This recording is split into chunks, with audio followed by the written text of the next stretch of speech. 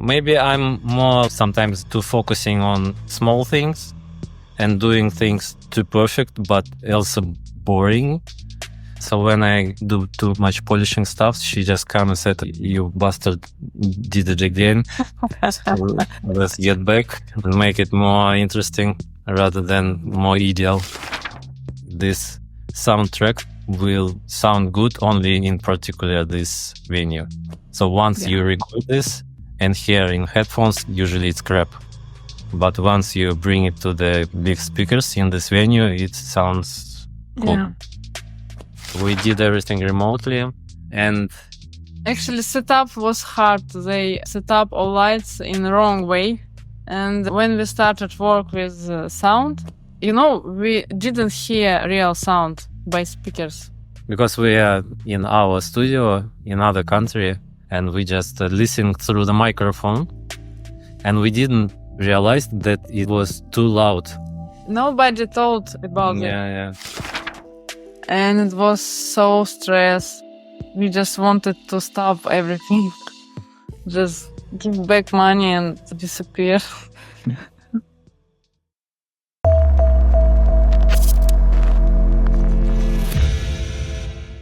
Welcome to the Installation Art Podcast, the #1 and only show about installation art and the people who work with it. In each episode, you will hear about the joys and challenges of the medium and get an exclusive behind-the-scenes look at the career and process of internationally renowned guests. I am your host, Anastasia Parmson. My guests today are Kristina Karpusheva and Alexander Letsius, the duo behind 404.0, known for their audiovisual performances and huge immersive installations that fuse light, sound, and generative algorithms. Since founding 404.0, they've pushed the boundaries of art and technology, creating immersive experiences that challenge perception and space. They have created large-scale works for many festivals such as Dark Mofo at Mona in Tasmania, and they've even released music albums. They pride themselves on not using any samples or loops, just creating art through math, code, and electric signals. I needed to know what their process looks like. I hope you enjoy this learning experience with me. Here's my conversation with 404.0. Thank you guys for coming on the Installation Art Podcast. How about we start with some quick answer questions just to get going. How's your work-life balance? No balance. In what way? Only work? Only work. So you don't have any free time? Because my next question was, what do you like to do in your free time?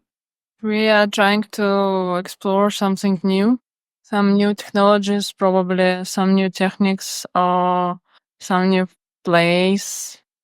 Last year, we are talking with different people who is involved in different professional spheres, like somebody making graphic design, somebody involved to kind of science, or maybe some spiritual guys. We are trying to find something new and always explore different ways. So work, basically. Works related. Mm-hmm. We don't know how to be without our art life because we don't know what We have no idea what to do else. except of creating or exploring something. And who's a person who's had a significant impact on your work? It depends on time. Maybe for me, when I started 10 years ago, I was impacted by earlier anti-VJ work. Actually, this is the first thing I saw, and I realized that this area is something that I would love to do in my life. Where did you see that? Just random video on Vimeo. I was working actually in a theater as a, as a like stage design artist, how it's called in theater in English, I don't know. And I had some task for video projection for the theater performance for ballet, actually, in Mariinsky Theater in St. Petersburg. And I started just to dig the information, like what is happening now. It was 10 years ago, and just, I saw this anti-VJ works with projection mapping. And yes, I was like shocked, the scale, the impact of audio-visual, how both sound and visual, when it's connected together in a large scale, how huge impact it could produce for your consciousness. Let's go back in time a little bit. Tell me briefly about where you grew up and were you creative as kids and what kind of stuff were you into? We grew up in Russia, St. Petersburg, both. I was born in a family with my parents were working in a museum as restorators of graphics mostly. And I always was surrounded by people who appreciate art in general, but more traditional and classic art. I saw this huge font in a museum with old 19th century artworks. I believe this was a early impact in my life to become artist somehow. And what did you study? I actually studied like a couple of days in University of Microelectronics, but then I quit and started freelance job in 3D, mostly in interior design. So you completely learned everything yourself, all the programs. Yeah, same as Kristina, actually, in what we do. Wow. But Kristina attended British High School of Design after the first higher education, which wasn't related to art. I was a marketing director long time, like probably 10 years. And in one day I just realized that I can't do it anymore. And I sold everything. My car, like my Louboutins. And I was going to British High School Art and Design. And I had a lot of good experience here. It was mostly about fine art, and the main subject was how to explore a human and how we can help our planet and our life, our world. And about previous question, I was mostly inspired by human and human feelings, because my first project was about sustain of human, like depression and anxiety and etc. The project was named Nothingness, and it was I did a stage with visuals. It was dark room, and two people was dancing. They hear music first time and they look everything first time. They didn't know what to do. Like it was experiment. It was man and woman, and they didn't know each other. And it was about how people can communicate with each other in a bad condition, because both dancers was in deep depression.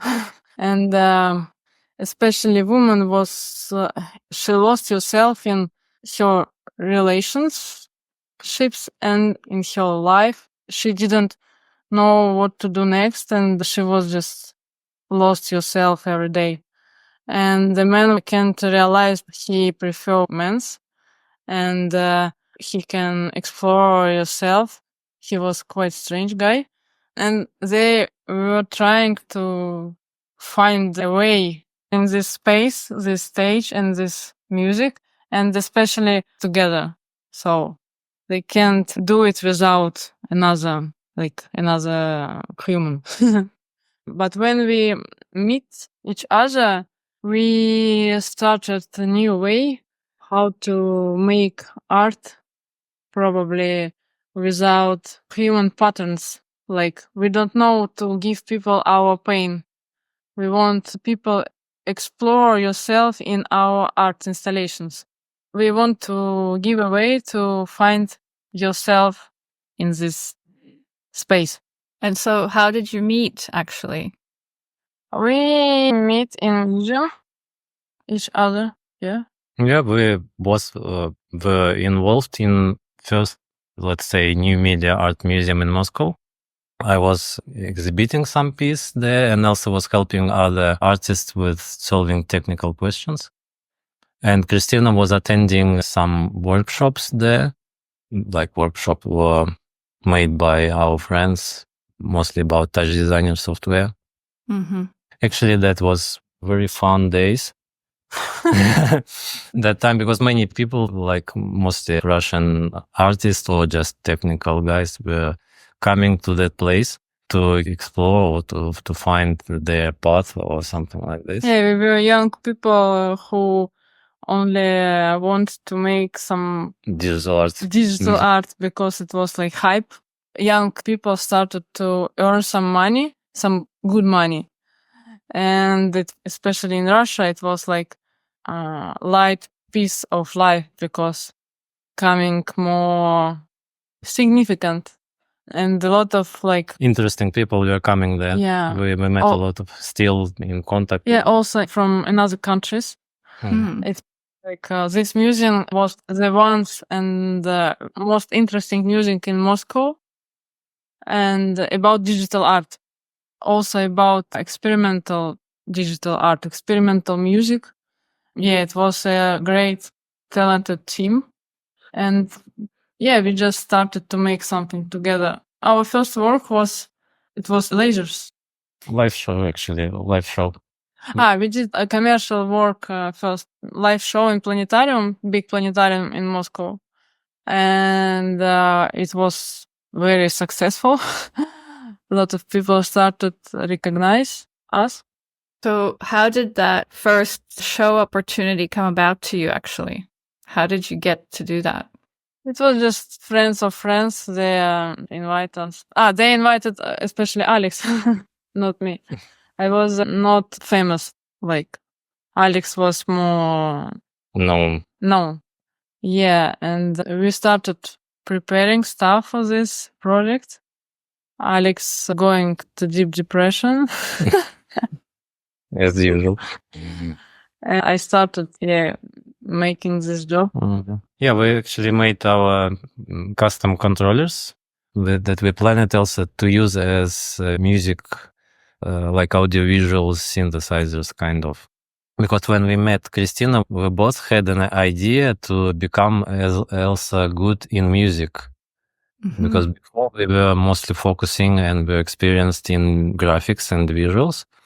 But that time we just realized that we need to do our, whatever it is, like sound design or music, to be more familiar with sound production, or like how to make sound, how to record it in proper way, how could we interconnect it with the visuals. And I actually that time was just obsessed with the idea that we could actually build kind of audiovisual synthesizer, not just not just synthesizers, because I like synthesizers, how most of them are nice products that it's fun to use, and it's make, like, for example, you could make music with this, but I really was obsessed with use same ways to produce simultaneously both music and visuals also together, like to build our custom devices, hardware, and still continue actually with this process. We always come back to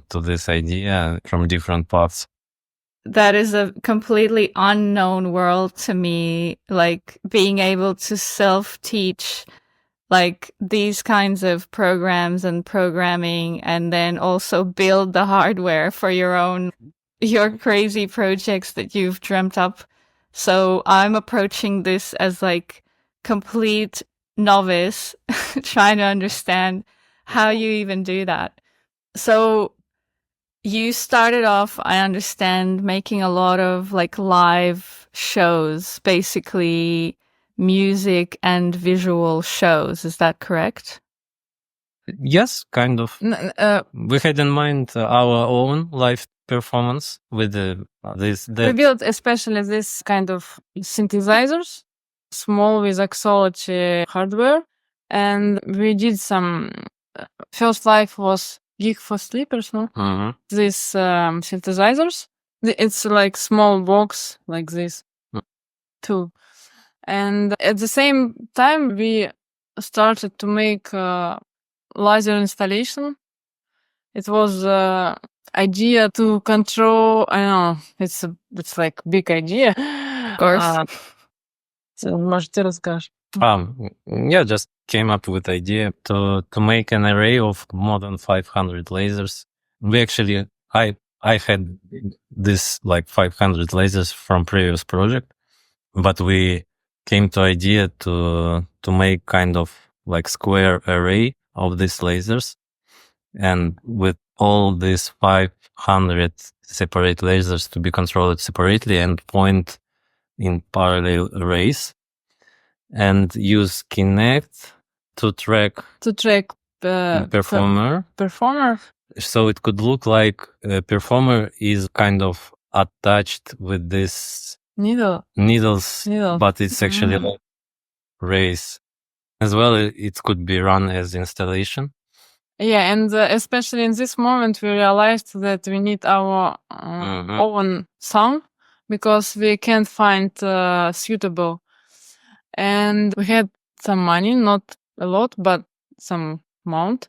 And we go and spend everything for analog modular synthesizer. Like literally all the budget that we had from some project, we just like, okay, whatever we eat, we just buy the good or even like best synthesizers with what we could get for this money. Yeah. And we just started producing our sound. We didn't know nothing about this. We just explore by ourselves, and it was very, very interesting. It was so amazing when you can the music and light on the brain. How long would you say it took you to figure out that synthesizer to a point where you could make a soundtrack for that laser work and feel like, oh yeah, that's pretty good? I don't know. Maybe a couple of weeks. But, like me personally, if I see what we did that time with him in terms of music, for sure, it was not that level that in terms of production, right? Quality or something like this. But the ideas that we found that time, without knowing nothing, just simply exploring what we could do, ideas was super great, but it was maybe not so good produced, maybe not so good or ready for publish or something like this. But now we much more confident about our skills, for sure. Like after maybe 8 years of constantly. We spend a lot of time with synthesizers. After we also bought some cool stuff, different kind of synthesizers, and once I remember we just realized that we need to take next step, like to be more responsible and take next step and record a music album in a recording studio. With all recording stuff, like wow. Like a movie. Like even hire engineers to see how it works, how other people who experienced, how they actually do this to bring our levels slightly up, And we just spend all money for renting this beautiful. We wrote also about this director. Like, hello, we are 4.0. We probably have around this amount of money. Could we get something so this? We don't know how to record. We don't know how do it properly. Like, in a proper way. We just want to make our album. And it was amazing. It was a greenhouse studio in Iceland. Reykjavik. We met amazing people there. We got a very useful experience. With all old analog recording stuff. It was so nice. So the album you made was basically a live performance, essentially. It's a short story. Once we get that studio and try to do it as in a way musicians do, right? So they kind of rehearse and then they do perform this in the best way that they could, unless they reach the proper sound of what they actually do. We try it this way and realize that it's actually not our approach, because we Because just, do you know what is this modular synthesizers? I have like a vague idea of like drum machines and stuff. it's just huge amount of cables connected in different ways. You can't remember nothing. He's no way to remember. Right. No, No way to save something. no Yeah. preset. No presets, only how to say it? Knobs. And If you just lose if you just touch, it will different sound. yeah, so it's not reproducible. Right. actually. You can't do the same thing twice. Yeah. And all our life, this is how this word. That's why we actually, so we just accept this fact that we cannot like play something again and again, and we realize that our best approach would be just to improvise Improvisation. in the best way. So we actually recorded all albums in that way. So we constantly were recording huge amount of material. Yeah, we spent all summer in this studio. Yeah. Wow. And then we just cut the parts that we don't like. So we cut all unnecessary parts and try to connect them together after to see what could be done with all this material. And we do it like multiple times. So we'll cut. Okay, this sounds great. We keep it for a couple of days, go to the bus, go to the bus to Reykjavik, or like take a car and go somewhere like to refresh ears. Then come back to studio, listen again what we cut, and cut more, like twice, like cut this. Okay. Also, one day cut by me, another day Alex cut. So we just change a way of cutting. Cool. Yeah, and the director of the studio once asked us to show him what we did. Because sometimes he listened something and he said, different sound. I like it. Yeah. And he listened our album. We were a bit nervous because it's like famous label. The director of the studio, he runs a well-known music label. Like well-known in... But he is now in this label, no pops music. Yeah. Like alternative. Serious label with serious music, And he actually accepted our album, and we were just, wow, really? How we can it was our first album. It was like, oh, really? Bedroom community label. It was like, I don't know, dream. Yeah, and we were on BBC also live. It's quite serious. And yeah, it was, I think, one of the most interesting experience in our life. Yeah. Wow, yeah. Very also, cool. Reykjavik is so beautiful place, country. Iceland is unbelievable, like another planet. Very quiet people, so polite, so quiet. Nobody talking by phones, no cars. It's amazing place. Getting back to the installation works, how did you get into showing those large light laser installation works? What was like your first opportunity to show them? I think it's like once we did render in 3D Max. Just render of our idea. And we just published it. And it was high viral video. Around 1 million views for this on the social media. On Facebook and on Instagram. And after this, a lot of people started ask to bring this installation, how much it could be. But it was expensive. And the first version we did in USA, Brooklyn, in a big... It was a warehouse in, I don't know how to say, club? Just warehouse next to the club. Yeah. Just for this piece. Yeah, and we stayed for 3 days, and a lot of people coming here. Yeah. It was probably our first large installation experience. We actually came to this idea to make these prototypes videos, right? Like the one that became viral.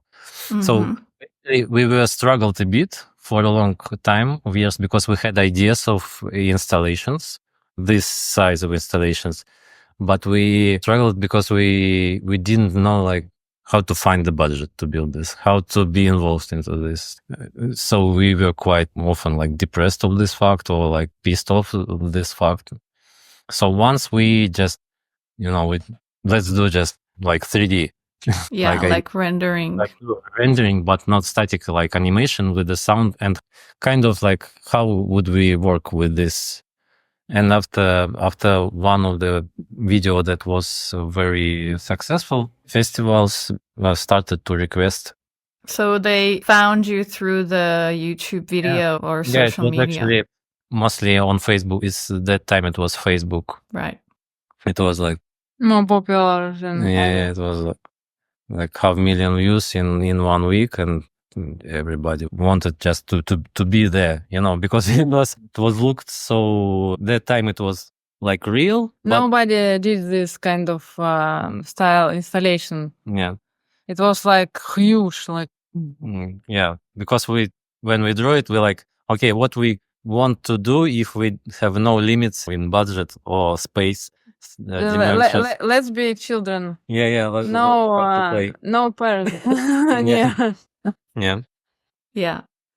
So you mentioned that these installations are expensive to make. What makes them expensive? Mostly the amount of equipment required and the amount of the team to set this up in a couple of days. It's like, sometimes you need like 8 people, 10 people, workers to work like hard. Yeah, and especially in this time, it was quite rare equipment because it was like 7 years ago. Yeah. And in this time, nobody stand LED wall like this, vertical, because technical guys, vertical like this.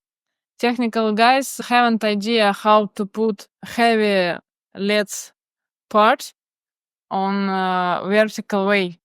It was when we did this next installation, what we did also in the same place. And it was quite tricky because technical guys asking you like, why vertical? And we said, we just want to make a video with the phones. Why everybody do horizontal? The people who didn't go to this performance can't understand what's happening there. And we started to put vertical LEDs on our live art performance. Yeah. They thought you were crazy. Yeah. Sometimes. Also, when they saw our technical writers about our light installations, it was like huge amount of equipment, like nobody use it. Also, rental guys haven't enough amount of this.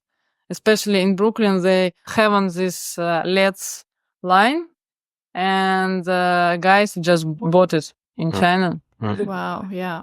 So how many lights would you use in one warehouse? It depends on what we do. Could be, for example, the big one that we did in the Dark Mofa Festival, for example.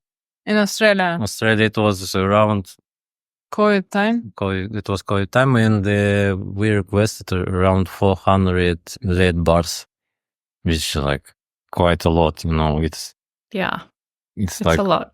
It's a lot. Yeah. Just an example. How you can imagine.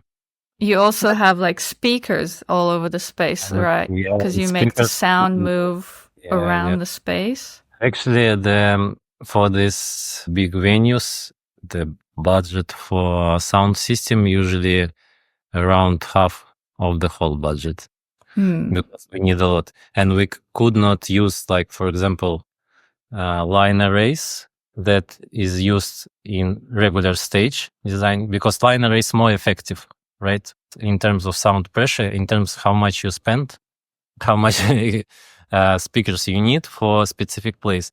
But in our case, it doesn't work well because the source of the sound just somewhere in one place. But we need the sound to be distributed over the whole space, so we need ground speakers. And it's actually not effective. So we need more sound, which is expensive, right? Mhm. Sometimes sound more expensive Than lights. than light. Yeah. Wow, yeah. And we cannot achieve the proper results without this amount of speakers, because we need something specific, like to run on these speakers. We need enough low frequencies to be like proper and consistent to run it. Do you have to be there during the installation process? It's a good when we present, because we could adjust something, because these large venues are usually not ideal in terms of acoustically. So we need to adjust sometimes the sound that we make for the installation, so it sounds properly. Sometimes we just need to be sure that blackout is absolute and total, which is, sometimes it's just expensive to make the perfect complete blackout in It just I think it's human. Like, people don't want to be responsible for other work, and always they want to short working because hours. because it's limited. That more time you spend on preparing stuff, more budget you need to spend on this, right? So there should be balance, like in terms of production, right? But all production are different. Especially in Australia, it was the best team. They did everything perfectly. Like following every detail everything perfectly. Yeah, we were so surprised and they believe us. It was our first experience, remote installation, and they believe us. Also, it was a huge budget. And for Australia, this is very famous festival, and a lot of people come in there. Like, we were especially first Russian artists who were here. It was a pleasure to be remotely here. But we have never been in Australia personally. Yeah. Well, there's another venue here in Sydney, actually, that would be perfect for your work. It's called The Tank. It's an old diesel storage tank underneath the Art Gallery of New South Wales. It's got these huge vertical posts. It's a huge dark area. It smells of diesel. It would be so great for your work. So that's healthy, but it's okay. That's your chance to come to Australia. Yeah, it should be cool. How do you divide the roles in your creative process between each other? We do both the same, actually. Like, we both do music, we both do programming of light and other stuff. We actually haven't rules. Roles. Yeah. Maybe I'm more like slightly sometimes just too focusing on like small things and doing things maybe too perfect, but also boring.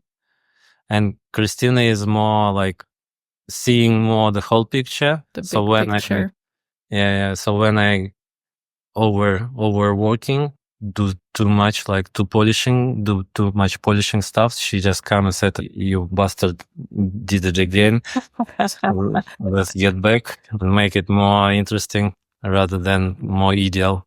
So this is but sometimes Kristina also like brings super nice idea, and I like which can be in real life. We cannot do it in real life. I need to bring it more closer to real life, or like to polish something, or to connect some parts together. And how do you approach the connection between your installation project and the space that it will be shown in? Is your work actually site-specific, or can you show it in different venues? The venues usually inspire, especially big or strange venues. Love old venues. We actually just love venues.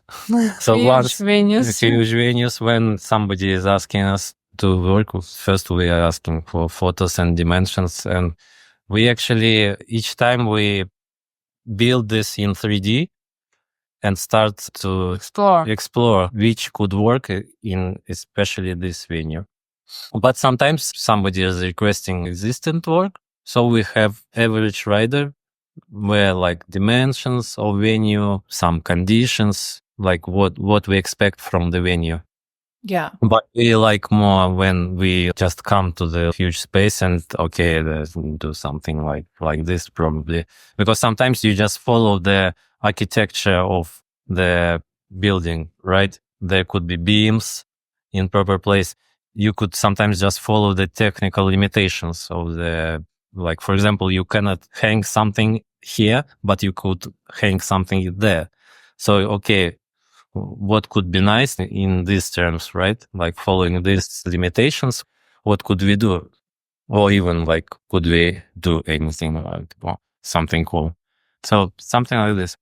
And then you create the sounds for that installation specifically as well, or do you dip into something? We like when we have time to work on site specific with the sound, because again, these absolutely not ideal spaces. They have its own like artifacts, sound artifacts, some specific resonances that could be actually used. Sometimes they are like you just try just any frequencies and like realize, oh, okay, we could just use this and it will work great, even with not a lot of speakers, for example. So you just use these resonances in our soundtrack. But on the other hand, this soundtrack will sound good only in particular this venue. So once you record this and hear in headphones, it's crap. But once you bring it to the big speakers in this venue, it sounds cool. Yeah. Very interesting. Do you ever outsource any parts of your work?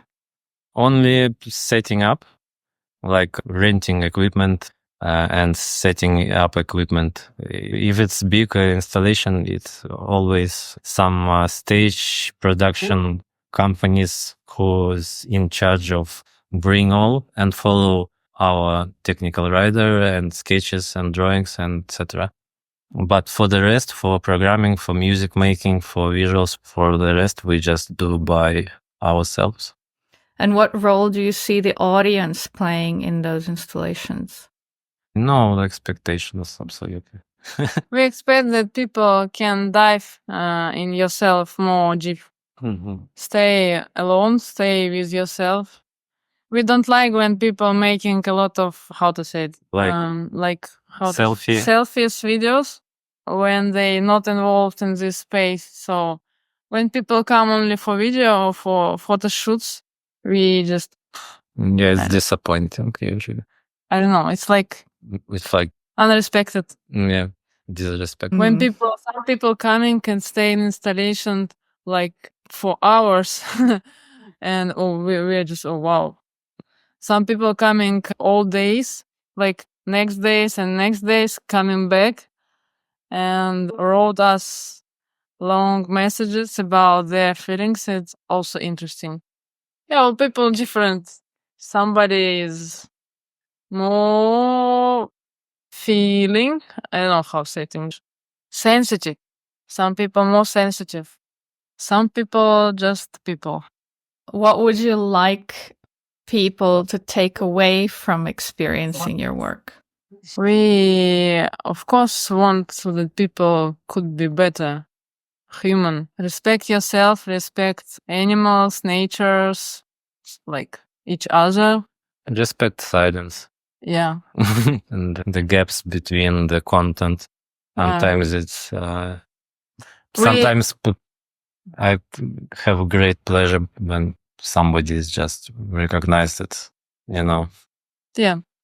Not only for fun. Not only fun or not only content, but some kind of maybe experience of maybe near death experience. sometimes we try to bring, not really try, but maybe this is one of the things that inspire us, and the contact itself with music and lights. When you feel death, you understand that you can bring all your stuff like money, friends, lovers with yourself. So you start to understand how to be here, like how is life in present time, how to stay, I don't know, good human. You know, when you listen this music, not pops, not narrative music. When you listen modular music like analog synthesizers, for example, you started to hear more. It's true. Believe me, you started to hear more precise. Yeah, it's not only music. You started to read music like book, and this is sensitive feelings, not suitable for all people, but some people can achieve this, and they are started to be more human than others. I believe in this. I believe that we can make something good for this world. Cool. I like that sentiment. In an ideal world, what's your lead time from start to setup is finished for an installation? 2 weeks is it's a great when everything done within 2 weeks. So 2 weeks in the space? It would be like amazing and great. It's enough to set up. It's enough to make some content for this. It's enough not to be overdosed with current project. Or maybe 2 weeks, then break, 1 week break, and 1 more week to polish everything would be great. Would be great. I think the similar timing was once we achieved when we were working on the content for the installation in Dark Morpho, because we knew before that we couldn't get personally there because of coronavirus restrictions. So we actually rented quite big warehouse. We put similar speakers there and made a big screen with a real-time visualization of the lights that will be there. And we had really 1 month to work just on the content in a kind of smaller but similar condition. Like prototype. Like prototype, but very close to real life. And there was no like hustle, nobody was coming, disturbing our process. We were just focusing on what we do, have breaks when we need breaks. We don't need to make advance request that we like quit for 2 days or something like this. So I think in terms of producing, it was the best experience, and it took around 3-4 weeks with breaks. So if we could imagine that we could do it in a particular venue with the real lights, and I think it would be the best experience, like to have this amount of time with everything setting up in a real venue. Can you share a behind the scenes story about something unexpected or some issues you faced during your work process or installation process? Once we got, it was also a remote installation, and we got helper. No, helper. Like volunteer? A volunteer. Who was in charge of just any small thing. If, like internet connection is broken, and we just call and fix like something. It was in London, but again, we didn't get a visa because we're Russians. Yeah. And we did everything remotely.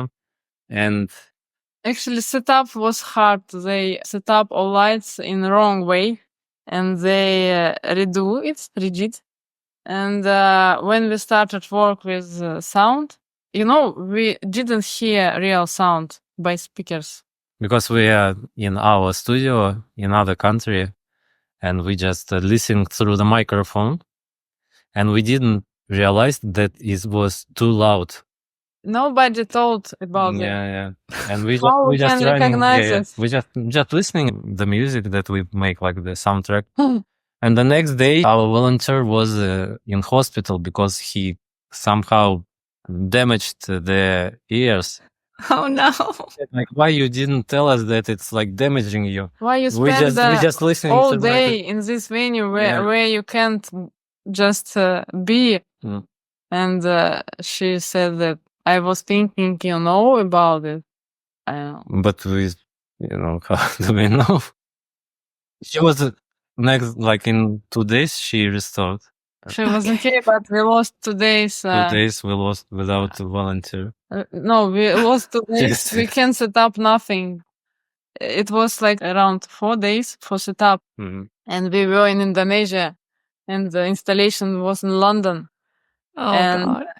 it was bad communication also. And bad internet connection was always internet broken. was Everything and everything actually camera went wrong. was like, I don't know, it was web camera. I don't know why they put this. We don't see nothing. This is crazy. It was like blur screen, and it was so stress. We just wanted to stop everything. Just give back money and disappear. Did you manage to fix it in the end? Yeah, somehow. Yeah. Wow. So how do these large scale installations, how do they get funded? Depends on the request. It's actually could be profitable if you just invest. For example, in London, I'm not sure, but if you count, Yeah, they said they. we can't. I think we cannot we name can't. numbers, but in general, if you count how much you need to spend for the renting, for example, for setting up, for buying equipment for a long time, for example, and renting the venue, and electricity expenses, if you count it, usually it needs around like 500 people a day average coming, buy tickets like for, I don't know, 20, 30 euro kind of, and you could, the project could be profitable in 2-3 months. Right. But it depends. In terms of festival, for sure it's impossible to get profit for one just installation because you spend too much for setting up, for disassembling, for managing all stuff. The rentals would be high because you just rent it for 2 days, and transportation and so on. No, it can be profitable 3 days because I think в Америке он сказал, что он покрыл все затраты. Maybe sometimes it depends actually, on Yeah, in USA and Brooklyn, they close off cover the costs in 3 days. probably. How long do these usually go for? Like a festival is just a one-off, isn't it? Yeah, like if it's festival, it's usually 1-2 days. The longest was 3 months in London, Thin Air exhibition. It was originally planned as a kind of permanent exhibition, 3 months exhibition with different light installations from different artists. Once we built installation for more than a month in St. Petersburg, was also successful in terms of budgets, returns, buy tickets. It was okay. But the rest we did for, it's usually like 1 to 3 days maximum. Yeah. And then that work that you've shown once, do you then archive it, or what happens to that? It depends on work. Sometimes we recreate it in another venue, sometimes not. The one from Dark Mofa Festival was, for example, recreated 2 more times, one in London in Thin Air exhibition in slightly different configuration because the venue is different. It was adapted and in New York, in somewhere. And what has been the biggest opportunity for you so far, would you say? Opportunity, Dark Mocha. How did that come about? How did they find you? Just over Instagram. Actually, we were dreaming about Dark Morpho when we started our way, because it looks like the best festival in the world, because it was like so red, so dark. about kind of freedom Mm-hmm. and so different. Write down your brand. Because all festivals just invite the same artists, the same musicians. It's started boring after 3 years coming. And Dark Morpho don't want to invite the same artist. They are trying to find every year, if they have money, different artists. And we were talking with people who is co-founders, who is organizers, managers. And this festival, this is like their life. They are so involved in this process, like we are in 404.0. And it was pleasure to work with kind of people who is true in their work, in their life. Mm-hmm. It's rare, but it's always such a highlight to be able to work with people who truly get it and who are there to support the artist and provide what you need. So tell me, what's the biggest challenge for you right now? To get Japan visa. All our life, is this challenge because we are Russians. You live like a refugee. It's always fight, but we are not with fight the system, people. With the system. With everybody, when people like somebody wants decline us just because we are Russians, it's like long fight way. Yeah. But we hope that Japan will be more silence, more, I don't know, because people here so polite, so quiet. They are not stressed out in any way. I never saw the people going stressed out in the streets or somewhere in the shop. I don't know. We spend a lot of time in different countries because last 10 years we're traveling a lot around the world because we can't stay in one country for a long time.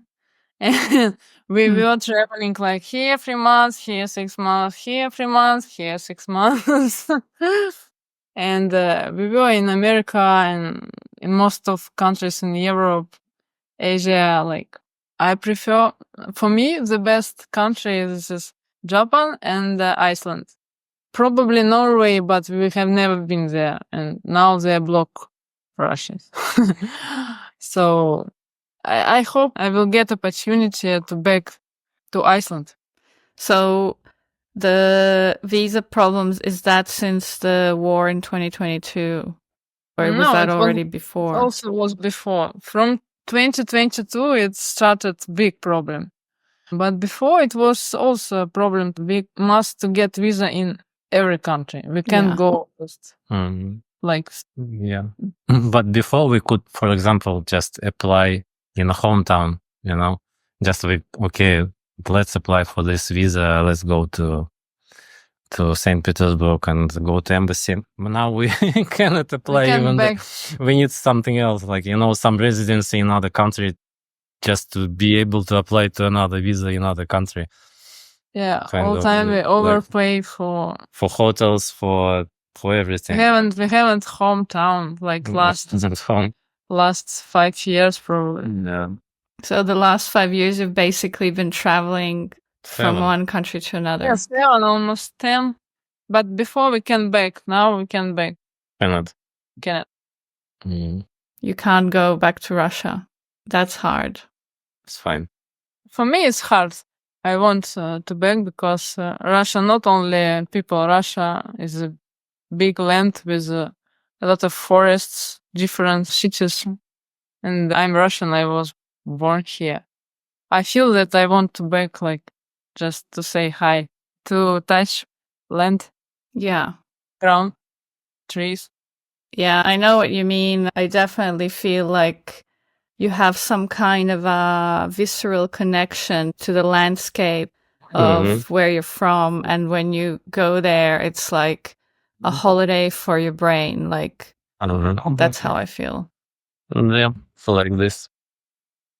What's a hard truth you've had to learn as artists? Nobody care about you. Unless you Bring some money. not necessarily money, but you need to spend half of time. I think not half of time. Okay, doing something good in terms of art, it's not enough. You need to invest some efforts to let people understand that this things is good, right? And it's not a question of like people don't care or something. This is just how the human brain works, actually. So to become recognizable, like from anything else in the world, you need to invest your time into it, and you need to find approach how to do it. What's an advice you would give to an emerging artist who is just starting to play around with audio-visual art? Be strong. Be strong. Don't give up. Yeah. I think after 40 years, you start to understand that the most main thing, not to be recognizable, not to be famous, the most main thing for me as for artist is to be true with myself. So when I'm making something, this is especially what I'm making. I'm creator.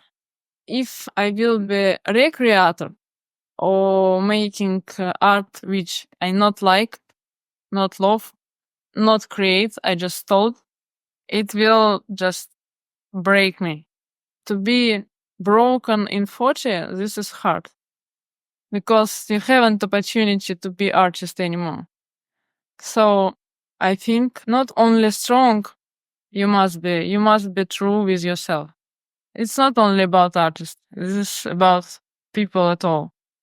How do you check yourself and make sure that you are staying true? I'm always checking myself. It's just training, kind of. Yeah, sometimes you even don't want to stall, but you stall. You just stop and recheck where is from this idea. Is this from your mind, or this is kind of pattern from some people? This is why we want to, when we are making installations, we don't want to put ourselves to this piece of art. This is piece of art not about Kristina and Alex, not about our life, not about our pain. This is just piece of art for space, to make a space for people free from feelings, free from things, our words, just for people who wants to go deep inside, who want to be more than now, for people who just go out from this installation, started to recognize more, like see more, hear more, just respect silence, respect everything, because our life is just so small.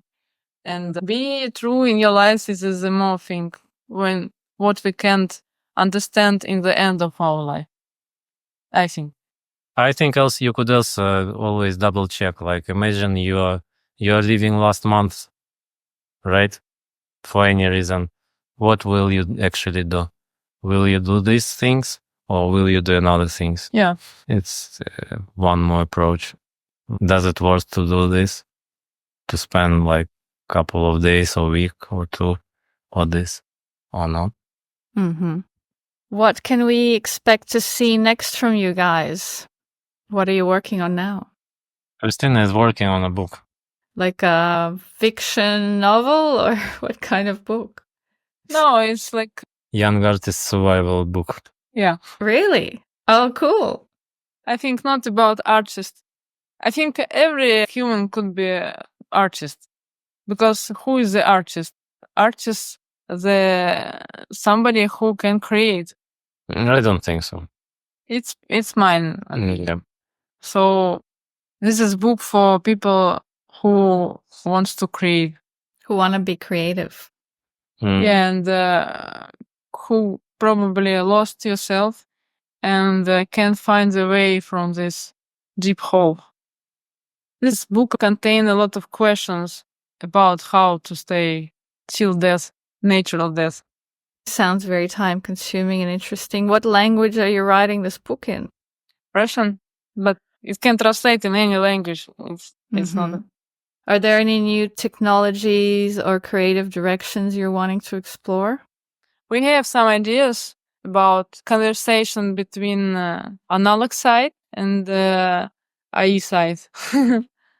Who is the most interesting? Are you already using AI in your work now? No, Only for like only for joke.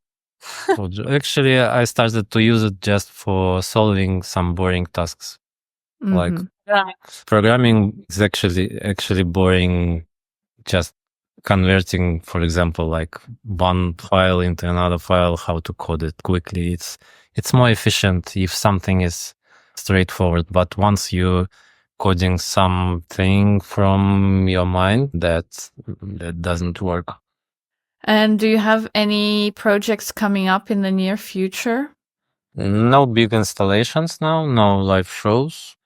We have some ideas we're working on, but no specific artworks somewhere. Nothing is booked or scheduled. It's quite time. Quite time. But I was last 4 months I tried to survive, and I was in hospital. I did 2 surgery, and it's not time for work. Right. I haven't. Also, Alex helping me a lot, and we both tied. We won't just get Japan visa and stay a bit with what we want to do. I really want to make music. Alex have some ideas about tools for artists. Probably we will make art residency for artists. I don't know if we will get opportunity. And yeah, I'm thinking about school for young people, for very young people, like for children. I want to share what I can do, what I can create, show some ways. Maybe it will make them more freedom people in this world, because I think now all people, especially children, overwhelming, and it's quite hard time for small people. So you want to teach? Not teach. I won't just share my knowledge. Okay. And if time, geography, budget, space, whatever was not a problem, what would be a dream project for you guys to make? Would be great to build. We have some idea, like huge idea for desert, Desert? right? Desert. Alex wants always desert. So desert, right? Outdoor in a desert, some huge ideas. We were dreaming long time for a huge museum, like art gallery, with a true big installation, with good equipment, no like curators around this, and that's all. Okay. Nothing special. Nothing special, just a huge project in the desert or in a, yeah. Where can people find out more about your work, see your work, hear your music? On the website, there are links for most of the resources. 440.com. I will put the link to that and to your socials in the show notes so people can find you and check out what you've done so far and keep an eye on what you're doing next. Playing for Maybe you can make an art project about that afterwards. Maybe it's a good idea. Well, thank you very much, Kristina and Alex, for taking the time. It's been very interesting. Thank you very much for having us.